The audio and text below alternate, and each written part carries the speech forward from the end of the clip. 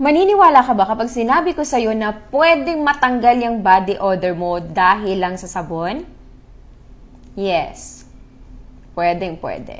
Tignan mo tong comment ni Ma'am Jeannie. Sabi niya, super effective po talaga yan. Legit 100%, hindi na ako gumagamit ng deodorant ngayon dahil sa sabon na yan. Ano ba yung sinasabi nating sabon na yan? This is intensive bleaching bar. Napaka-effective po pampawala ng putok, pampawala ng kulimlim sa ating kilikili, singit, o kahit sa amang dark area sa ating body. So before ko explain bakit siya effective pampawala ng body odor, kilalanin muna natin ang body odor. Bakit ba tayo nagkakaroon ng body odor? It's because of bacteria.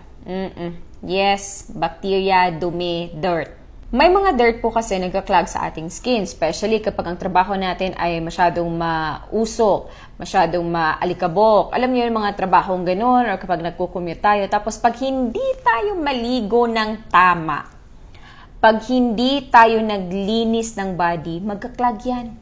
Didikit yan sa ating skin. Now, yan, magkakaroon ng bacteria. Yung bacteria na yun, palagi po yan sila naniniraan sa mga area na mamasa-masa, especially yung singit, kilikili. Kasi dun po, yung pawis natin, yun yung kinakain nila. Yun yung mga kumaga pa nagpapabuhay sa kanila. Kaya kapag madaming bacteria sa area ng skin natin, kaya tayo nagkakaroon ng amoy.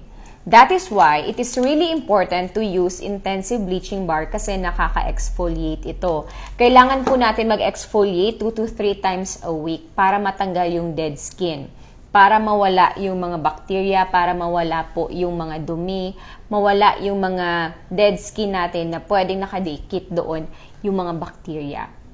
This is really good. May AHA and BHA, may niacinamide, alpha-arbutin, collagen.